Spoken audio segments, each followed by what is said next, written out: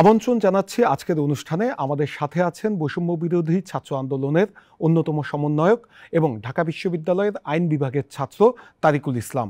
আমরা একটু সরাসরি চলে যাচ্ছি তারিকুলের কাছে। তারিকুল, আপনাকে অসংখ্য ধন্যবাদ, আপনি আমাদেরকে সময় দিয়েছেন। আপনি এই কোটা সংস্কার আন্দোলন থেকে শুরু করে শেখ হাসিনার পতন পর্যন্ত পুরো যে মুভমেন্ট, সেই মুভমেন্টের সম্মুখ সারিতে ছিলেন। তো কি অভিজ্ঞতা?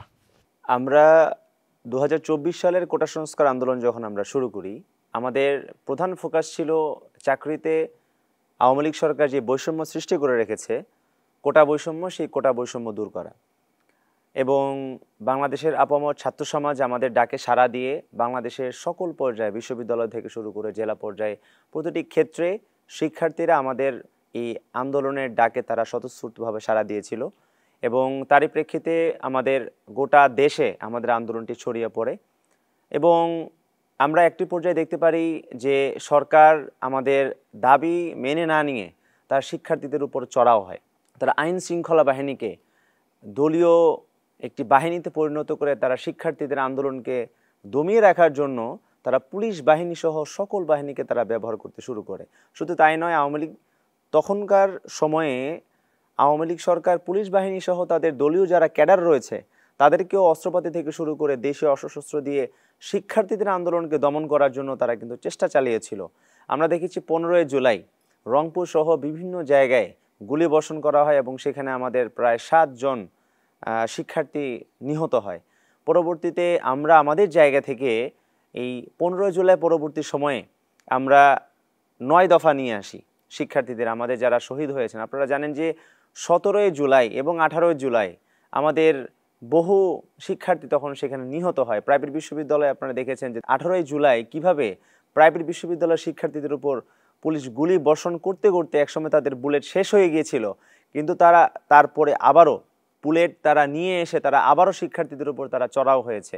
প্রত্যেকটি ম্যাচ থেকে শুরু করে প্রত্যেকটি বাসায় তারা রেড দিয়ে দিয়ে জিজ্ঞেস করেছে যে বাসায় কোনো ছাত্র আছে কিনা। তারা প্রত্যেকটি বাসার মধ্যে গিয়ে গিয়ে ছাত্রদেরকে এভাবে ধরে নিয়ে এসেছে, জেলে পুরেছে, কারাগারে পাঠিয়েছে।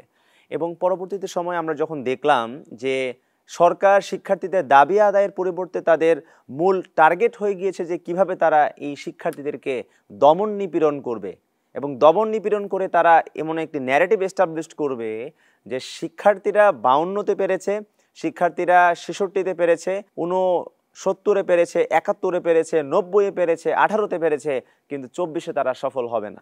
কিন্তু শিক্ষার্থীরা আসলে দেখিয়ে দিয়েছে যে আসলে তারা কি পারে। যখন তারা আমাদের উপর দমন নিপীড়ন চালায় তখন কিন্তু আমাদের মূল ফোকাস হয়ে যায় যে আমরা কিভাবে আমাদের শহীদ ভাই যারা আমাদের এই আন্দোলনের দাবি আদায় করার জন্য তাদের বুকের তাজা রক্ত ঢেলে দিয়েছে, আমরা তাদের এই আত্মত্যাগকে আমরা কিভাবে সম্মান জানিয়ে আমাদের দাবি আদায় করব। যারা আমাদের ভাইদেরকে মেরেছে, যারা আমাদের ভাইদেরকে হত্যা করেছে, আমরা আমাদের জায়গা থেকে সেসব শহীদদের আত্মত্যাগকে বিজয়ে পরিণত করতে আমরা সারা দেশব্যাপী আমরা 9 দফার আমরা ঘোষণা দিই এবং আগস্টের 3 তারিখ আমরা পরবর্তীতে 1 দফার ঘোষণা দিই শহীদ মিনার থেকে, আপনারা তা দেখেছেন। এবং পরবর্তীতে 1 দফার পরবর্তী সময়ে 5ই আগস্ট লং মার্চের মধ্য দিয়ে আমরা শেখ হাসিনা পতন ঘটিয়েছিলাম। আমাদের একটি কথা স্পষ্ট করে আমরা বারবার করে আমরা বলছি যে বৈষম্য বিরোধী ছাত্র আন্দোলনের মূল ফোকাসের জায়গাটি ছিল বৈষম্য দূর করা। আমরা প্রথমে চেয়েছি চাকরিতে বৈষম্য দূর করতে, কিন্তু একটি পর্যায়ে গিয়ে আমরা যখন দেখলাম যে আওয়ামী লীগ সরকার গোটা রাষ্ট্রেই তারা বৈষম্য সৃষ্টি করে রেখেছে, সেই জায়গা থেকে বৈষম্য সৃষ্টিকারী যে দল আওয়ামী লীগ, যারা কিনা ভোট ডাকাতি করে 2014 সাল, 2018 সাল, 2024 সালে মানুষের অধিকার হরণ করেছে। আপনারা দেখেছেন যে শেখ হাসিনা কিভাবে মানুষকে তুচ্ছ তাচ্ছিল্য করে কথা বলেছে, শিক্ষার্থীদেরকে তারা কিভাবে তুচ্ছ তাচ্ছিল্য করে কথা বলেছে। সদ্য সাবেক শিক্ষামন্ত্রী নওফেল তিনি বলেছিলেন যে আমি বলবো তথাকথিত আন্দোলন, বাংলাদেশের যে ছাত্র আন্দোলন মানুষ জীবনে কোনোদিন দেখেনি এত বড় আন্দোলন। বদরুদ্দিন ওমর সাহেব বলেছেন যে তিনি তার জীবনে এত বড় ছাত্র আন্দোলন তিনি কখনো দেখেননি, 52-তে দেখেননি, 66-তে দেখেননি, এমনকি তিনি 90-ও এত বড় আন্দোলন তিনি দেখেননি। সেই আন্দোলনকে তিনি বলেছিলেন, নওফেল বলেছিলেন যে তথাকথিত ছাত্র আন্দোলন। এরকম করে তারা তুচ্ছ তাচ্ছিল্য করেছিল কিন্তু আমাদের ছাত্রদের আন্দোলনকে। এবং পরবর্তী সময়ে কিন্তু আসলে আমরা এই তুচ্ছ তাচ্ছিল্য করা এই আওয়ামী লীগ সরকারকে এই বৈষম্যের মূলোৎপাটন করার জন্য কিন্তু আমরা পরবর্তীতে 1 দফার ঘোষণা দেই এবং আওয়ামী লীগ সরকারের আমরা পতন ঘটিয়ে ছেড়েছি। কিন্তু আমরা বারবার করে বলছি যে আওয়ামী লীগের পতন আমাদের চূড়ান্ত বিজয় নয়। আমাদের যে 1 দফা ছিল সেখানে আমরা বলেছি যে 1 দফার মূল দাবিটা ছিল যে আমরা এই আওয়ামী লীগ সরকারের পতন চাই এবং আওয়ামী লীগ সরকার গত 16 বছরে যে ফ্যাসিবাদ কায়েম করেছে সেই ফ্যাসিবাদের আমরা বিলোপ চাই। সুতরাং এই ফ্যাসিবাদের বিলোপ আমাদের করতে হলে পুরো জাতিকে সাথে নিয়ে ঐক্যবদ্ধভাবে আমাদের এই ফ্যাসিবাদের বিলোপের আন্দোলনকে চালিয়ে নিয়ে যেতে হবে। তারিকুল, আমার আরও বেশ কিছু প্রশ্ন ছিল সমসাময়িক বিভিন্ন বিষয় নিয়ে। 1 মাস অন্তর্বর্তীকালীন সরকারের হয়ে গেছে, তো আপনার কি মনে হয় যে এই সরকার এই 1 মাসের কতটুকু সফল? কারণ আমি বেশ কয়েকজন উপদেষ্টার সাথে কথা বলেছিলাম বিভিন্ন বিষয় নিয়ে, নির্বাচন সহ বিভিন্ন বিষয় নিয়ে তাদেরকে যখন প্রশ্ন করেছি, তারা যেটি বলছেন যে শিক্ষার্থীদের ম্যান্ডেট নিয়ে তারা এই সরকার গঠন করেছেন, ছাত্র জনতার ম্যান্ডেটে। ছাত্র জনতা যতদিন চাইবে ততদিন পর্যন্তই তারা ক্ষমতায় থাকবেন। তো আপনাদের আসলে কোনো রোডম্যাপ আছে কিনা? কারণ এখানে আমি একটু বলে রাখি যে মানুষ কিন্তু ভোট দিতে পারছে না। গত 3টি নির্বাচনে মানুষ ভোট দিতে পারেনি, আমরা দেখেছি দিনের ভোট রাতে হয়েছে।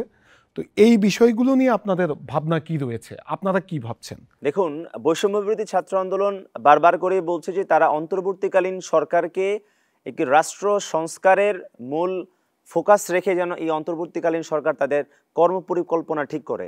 ঠিক একইভাবে কিন্তু আমরা অন্তর্বর্তীকালীন সরকারকে বারবার করে বলছি যে রাষ্ট্রের যে আবশ্যকীয় যে সংস্কারগুলো রয়েছে, যে সংস্কারগুলো আমরা 1971 সালের পরবর্তীতে আমরা দেখতে পাইনি।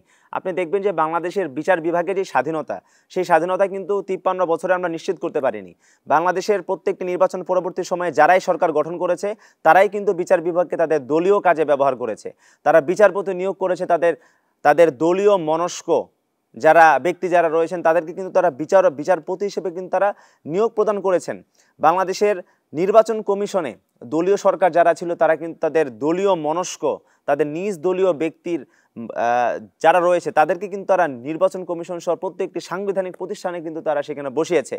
আমরা এমন একটি রাষ্ট্র চাই যে রাষ্ট্রের মধ্যে আমরা প্রত্যেকটি সাংবিধানিক প্রতিষ্ঠানে আমরা নিরপেক্ষ ব্যক্তিরা যেন তারা সুযোগ পায়, সেই নিশ্চিত যেন করা হয়, সেই ব্যবস্থা যেন তারা নিশ্চিত করে। কারণ যেই সাংবিধানিক যে প্রতিষ্ঠানগুলো রয়েছে, আপনি যদি লক্ষ্য করবেন যে নির্বাচন কমিশন, এটির জন্য আলাদা আইন রয়েছে এবং সংবিধানের মধ্যেও কিন্তু এই নিয়ে এর কর্মপরিকল্পনা থেকে শুরু করে নিয়োগ টিয়োগ সব কিছু কিন্তু বলা রয়েছে। কিন্তু আমরা দেখতে পাচ্ছি যে ক্ষমতার চেয়ারে যখন বসা হয় তখন আসলে দেশ নিয়ে ভাববার বিষয়টা আসলে কমই আসে।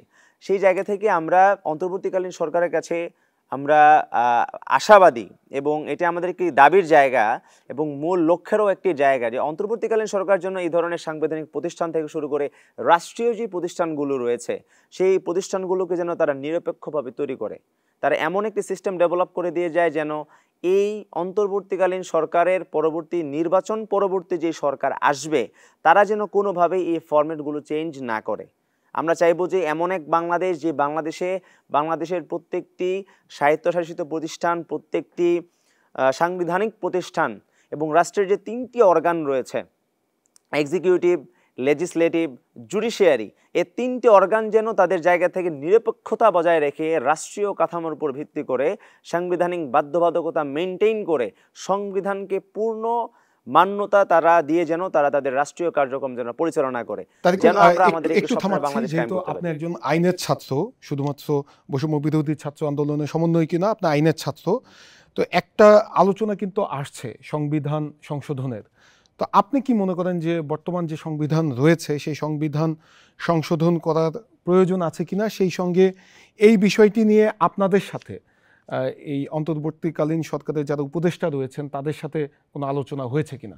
দেখবেন 1971 সাল পরবর্তী সময়ে আমাদের যে সংবিধান প্রণয়ন করা হয়েছে, এই সংবিধানের যে ডাইমেনশন যদি আপনারা লক্ষ্য করেন তাহলে সেখানে কিন্তু গণের আকাঙ্ক্ষার প্রতিফলন কিন্তু ঘটেনি। আপনি যদি মানুষের ডেমোগ্রাফি যদি আপনি বুঝতে পারেন তাহলে দেখবেন যে জনগণ কি চায় এবং জনগণের এই আকাঙ্ক্ষার যেই চাওয়া পাওয়ার যে প্রতিফলন সেটি আসলে আমাদের এই সংবিধানের মধ্যে ঘটেছে কিনা। দেখবেন যে এই সংবিধান এখন পর্যন্ত 17 বারের মতো সংশোধন করা হয়েছে। আপনারা দেখবেন যে যেই সরকার যেই সময় ক্ষমতায় এসেছে তারা তাদের মতো করে পার্লামেন্টের মধ্যে সেই সংবিধানকে তারা কাটাছেঁড়া করেছে। সুতরাং যেই সংবিধান অলরেডি 17 বার অ্যামেন্ডমেন্ট করা হয়েছে, সংশোধন করা হয়েছে, সেই সংবিধান আসলে রাখার এবং 18তম সংশোধনের দিকে আমাদের যাওয়া উচিত হবে কিনা সেটি একটি প্রশ্ন। আমরা চাই যে আসলে বাংলাদেশের এই 24-এর যে বিপ্লব হয়েছে, 24-এর বিপ্লবের মধ্য দিয়ে একটি নতুন প্রজন্ম তৈরি হয়েছে। আপনি তো লক্ষ্য করেন যে আমাদের বাংলাদেশে 18 থেকে 40 বছরের যারা যুবক তরুণ যারা রয়েছেন তাদের সংখ্যা কিন্তু আমাদের মোট জনসংখ্যার 60%। অর্থাৎ আপনি যদি লক্ষ্য করেন যে বর্তমানে বাংলাদেশে যদি 18 কোটি জনগণ হয়, সেখান থেকে আপনি লক্ষ্য করবেন যে প্রায় 11 কোটি জনগণ কিন্তু তাদের বয়স হচ্ছে 18 থেকে 40। সুতরাং এই 18 থেকে 40 এই রেঞ্জের যারা রয়েছেন তারা কিন্তু আসলে বাংলাদেশটাকে নতুন করে দেখতে চায়, এবং তারাই কিন্তু মূলত এই জুলাই বিপ্লব ঘটিয়েছে, এই গণঅভ্যুত্থান তারা ঘটিয়েছে। এটি একটি দ্বিতীয় স্বাধীনতা আমরা বলছি, দ্বিতীয় মুক্তিযুদ্ধ আমরা বলছি। বৈষম্যের বিরুদ্ধে যে যুদ্ধ হয়েছিল 1971 সালে, সেই যুদ্ধ কিন্তু হয়েছে আবার 2024 সালে। সুতরাং আমরা চাই 18তম সংশোধনী না এনে যদি আমরা জনগণকে আমরা এই ব্যাপার বারবার করে বলছি তারা আসলে কি চায়, আমরা জনগণের কাছে আমরা এই মতামত আমরা রাখছি যে আপনারা কি চান, আপনারা কি 18তম সংশোধনীর দিকে আপনারা যাবেন, নাকি আপনাদের যে আকাঙ্ক্ষার জায়গা রয়েছে, ডেমোগ্রাফির যেই জায়গা রয়েছে, যে একটি নতুন সংবিধান প্রণয়ন করে আমাদের যে স্বাধীনতার বাস্তবায়ন, স্বাধীনতার মূল চিন্তার যে জায়গাটার বাস্তবায়ন যেন আমরা সেখানে ঘটাতে পারি। এবং 1971 সালে আমরা যা করতে পারিনি, সাম্য, মানবিক মর্যাদা এবং সামাজিক সুবিচারের বাংলাদেশ নিশ্চিত করার জন্য, বৈষম্য দূর করার জন্য আমরা বাংলাদেশ স্বাধীন করেছিলাম, এবং যেই সংবিধান পেয়েছিলাম সেই সংবিধানে আমরা সেই আকাঙ্ক্ষার প্রতিফলন আমরা দেখতে পাইনি। সেই জায়গা থেকে আমরা অবশ্যই চেষ্টা করব যেন নতুন সংবিধান আমরা প্রণয়ন করতে পারি, বাট এটা পুরোটাই আসলে নির্ভর করবে আসলে জনগণ কি চায় সেটার উপর। আরেকটি বিষয় হচ্ছে যে আমরা দেখছি যে আপনারা ছাত্র জনতা মৈত্রী সফর সেটি আপনারা করছেন, বিভিন্ন বিভাগীয় পর্যায়ে আপনারা সমন্বয়করা যাচ্ছেন। তো এটি আসলে কেন? একটা কিন্তু সাধারণ মানুষের একটা জানার একটি আগ্রহ রয়েছে। তাহলে এই যে বৈষম্য বিরোধী ছাত্র আন্দোলন, যেটি প্রথমে ছিল কোটা সংস্কার আন্দোলন, পরে এটি শেখ হাসিনা সরকার পতনের আন্দোলনের দিকে এগোয় ঘটনার প্রেক্ষিতে, পরবর্তীতে শেখ হাসিনার পতন হয়। এখন আপনাদের আসলে ভবিষ্যৎটা কি? অথবা এই যে ব্যানারে আপনারা আছেন বৈষম্য বিরোধী ছাত্র আন্দোলন, সেই ব্যানারটি কি থাকবে, নাকি আপনারা রাজনৈতিক কোনো দলে রূপান্তরিত হবেন? এরপরে আপনারা নির্বাচনে অংশ নেওয়ার জন্য আপনারা প্রস্তুতি নেবেন? কি চিন্তাভাবনা আপনাদের? বৈষম্য বিরোধী ছাত্র আন্দোলন কোনো ছাত্র সংগঠন নয়। বৈষম্য বিরোধী ছাত্র আন্দোলন একটি প্ল্যাটফর্ম, যে প্ল্যাটফর্মের আওতায় বাংলাদেশের আপামর ছাত্র জনতা তারা একত্রিত হয়ে শেখ হাসিনার পতন ঘটিয়েছে। এবং আপনারা লক্ষ্য করবেন যে বৈষম্য বিরোধী ছাত্র আন্দোলনের এই ব্যানারে কিন্তু আমরা একত্রিত ছিলাম। সেই জায়গা থেকে আমরা আন্দোলন পরবর্তী সময়ে, অর্থাৎ এই 5ই আগস্ট পরবর্তী সময়ে আমাদের মূল ফোকাসের জায়গাটি হলো আমরা সবাইকে সংঘবদ্ধ করব।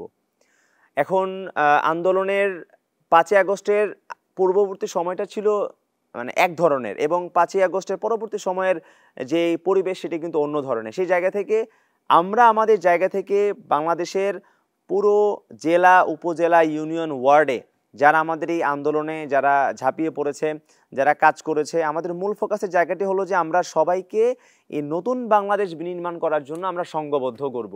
আমরা চাই সবাই যেন তাদের জায়গা থেকে ইন্টারিম গভর্নমেন্টের যে রাষ্ট্র সংস্কারের যে কার্যক্রম বর্তমানে চলমান রয়েছে, ইন্টারিম গভর্নমেন্ট যেভাবে রাষ্ট্র সংস্কারের কাজ করে চলছে, সেই কার্য প্রণালীতে যেন আমরা বৈষম্য বিরোধী ছাত্র আন্দোলন একটি শক্তির জায়গা হিসেবে কাজ করতে পারি।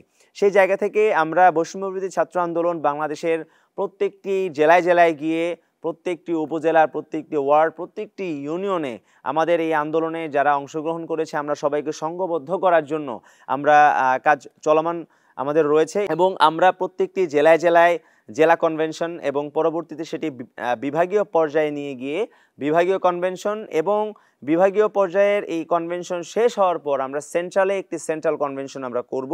এবং আমরা বাংলাদেশের আপামর ছাত্র জনতাকে আমরা এই বার্তা দিতে চাই যে বৈষম্য বিরোধী ছাত্র আন্দোলন 5ই আগস্ট পরবর্তী সময়ে তারা যেই ম্যান্ডেট নিয়েছিল, 5ই আগস্টের পূর্ববর্তী সময়ে যে আগস্টের 3 তারিখ তারা যে ঘোষণা দিয়েছিল যে ফ্যাসিবাদের বিলোপ ঘটানোর জন্য বৈষম্য বিরোধী ছাত্র আন্দোলন তাদের এই আন্দোলন জারি রাখবে।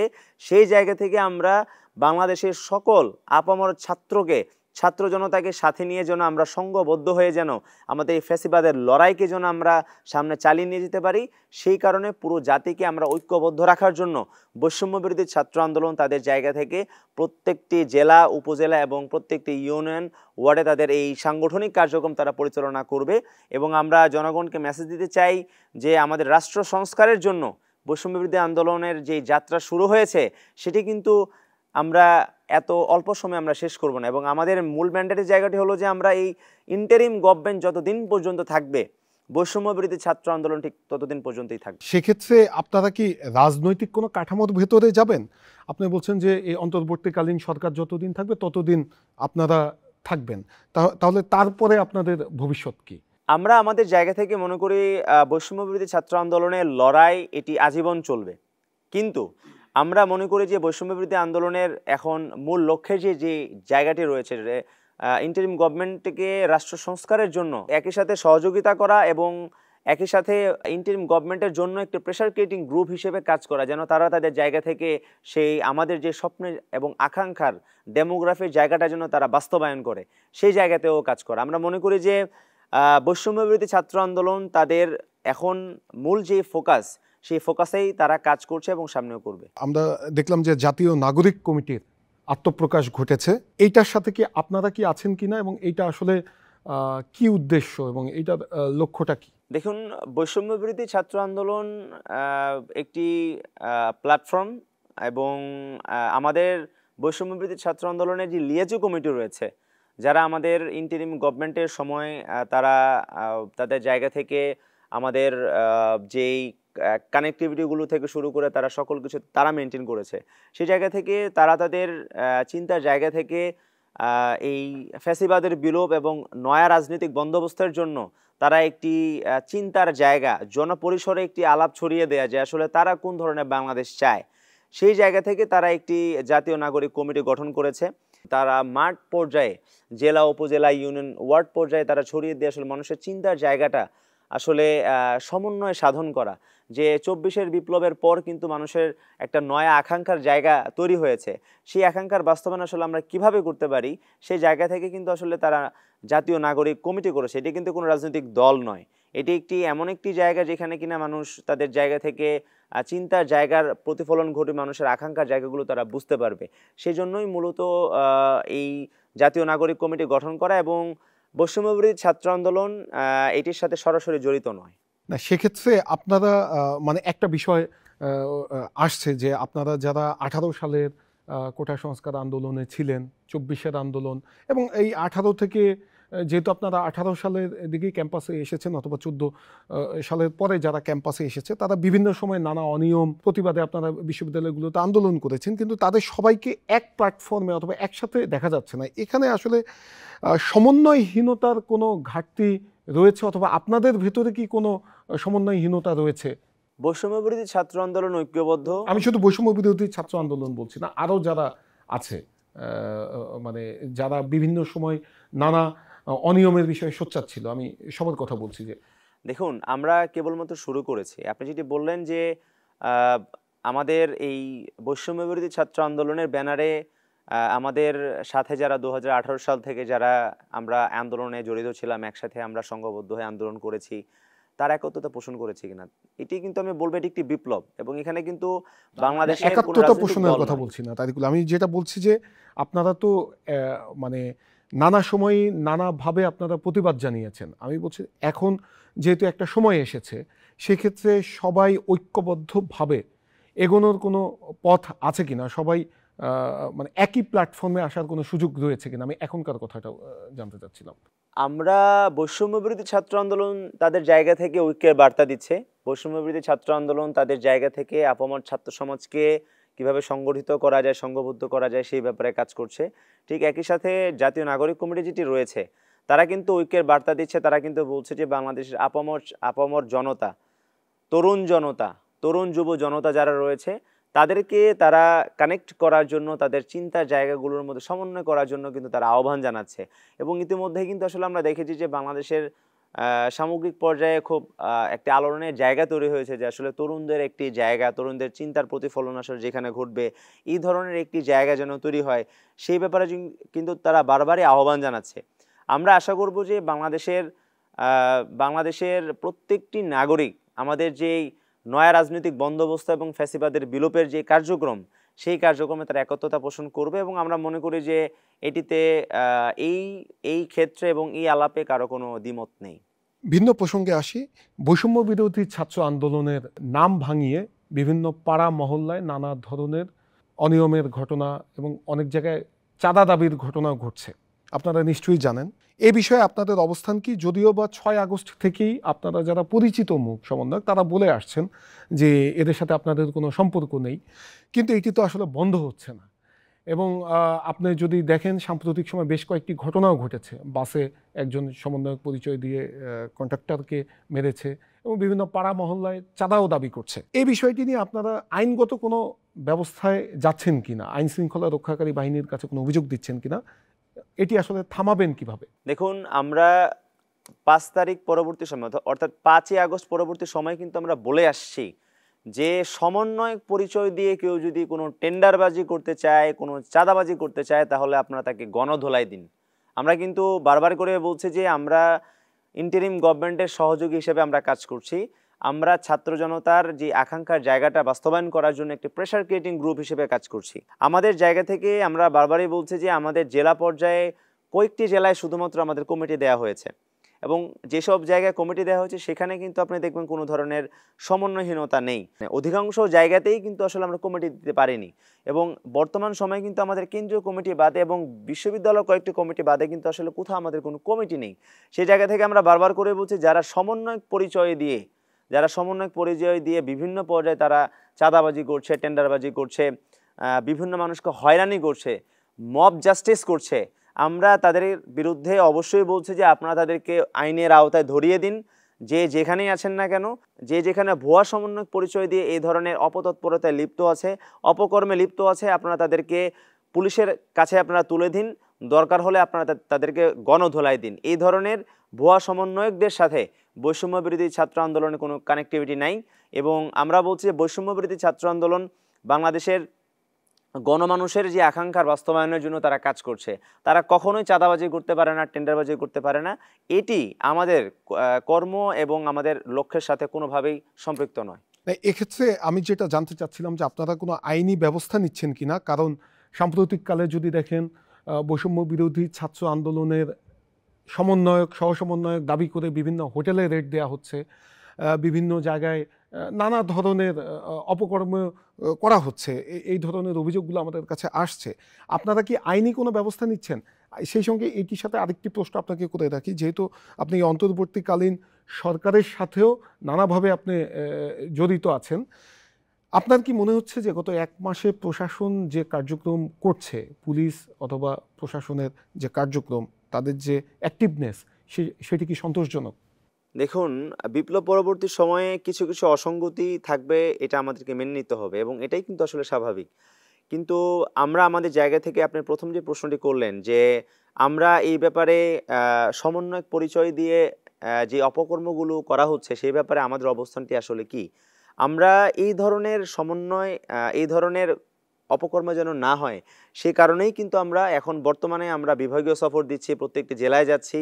আমাদের এখানে সবাইকে একটি অথরাইজেশনের জায়গাতে নিয়ে আসা এবং আমরা যখন প্রত্যেকটি জেলায়, প্রত্যেকটি উপজেলায়, প্রত্যেকটি ইউনিয়ন এবং ওয়ার্ডে যখন আমরা মনিটরিং সেল গঠন করে দিব, তখন কিন্তু এই ধরনের অপকর্ম আর করার কোনো সুযোগ থাকবে না। এবং একই সাথে আমরা এখন বলছি যারা এই ধরনের সমন্বয়ক পরিচয় দিয়ে অপকর্ম লিপ্ত হবে, আপনারা আপনাদের জায়গা থেকে আপনারা আইনি প্রক্রিয়াতে যেভাবে আগানো প্রয়োজন আপনারা সেভাবে আগাবেন। পুলিশের হাতে সেসব অপকর্মকারীদেরকে আপনারা তুলে দিবেন।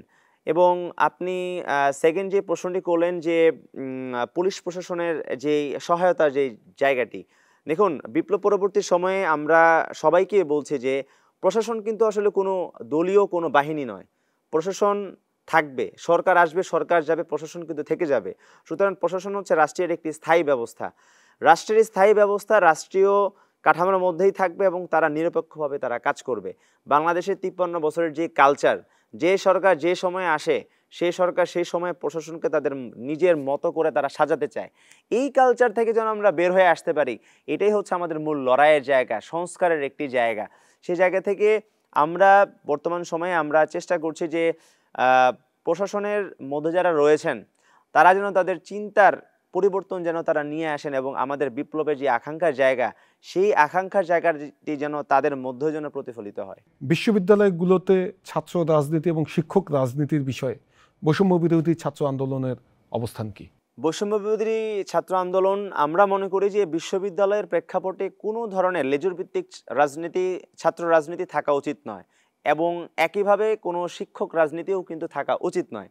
এবং আমরা বারবার করেই লেজুর ভিত্তিক ছাত্র রাজনীতির বিরুদ্ধে ছিলাম। আমরা মনে করি বিশ্ববিদ্যালয়ের প্রত্যেকটি ছাত্র সংসদ, কেন্দ্রীয় ছাত্র সংসদ যখন চালু করা হবে তখন বিশ্ববিদ্যালয়ের মধ্যে একটি স্ট্যাবিলিটি চলে আসবে এবং ঠিক একই সাথে দেখবেন যে আমাদের বিশ্ববিদ্যালয় পরিবেশ নষ্ট হওয়ার পিছনে কিন্তু একটি অন্যতম নিয়ামক হিসেবে কিন্তু কাজ করে শিক্ষক রাজনীতি। আমরা চাই না যে শিক্ষক কোনো দলের হোক, আমরা চাই না শিক্ষক কোনো গোষ্ঠীর হোক, শিক্ষক হবে সবার। শিক্ষকরা কখনো সাদা দল, নীল দল, গোলাপি দল এই ধরনের পরিচয়ে তারা কোনো পরিচিত হবে না, তারা হবে শিক্ষক। শিক্ষক হবে জাতি গড়ার কারিগর। আমরা চাই যে বাংলাদেশে কোনো শিক্ষা প্রতিষ্ঠানে শিক্ষক রাজনীতি না থাকুক, বাংলাদেশে কোনো প্রতিষ্ঠানে লেজুর ভিত্তিক ছাত্র রাজনীতি না থাকুক। বাংলাদেশের প্রত্যেকটি শিক্ষা প্রতিষ্ঠানে ছাত্র সংসদ অবিলম্বে চালু করতে হবে। এটি বৈষম্য বিরোধী ছাত্র আন্দোলনের একটি অন্যতম ম্যান্ডেট। অসংখ্য ধন্যবাদ আপনাকে আমাদেরকে সময় দেওয়ার জন্য। অসংখ্য ধন্যবাদ। আমরা সমসাময়িক বিভিন্ন বিষয় নিয়ে শুনছিলাম বৈষম্য বিরোধী ছাত্র আন্দোলনের অন্যতম সমন্বয়ক তারিকুল ইসলামের আলোচনা।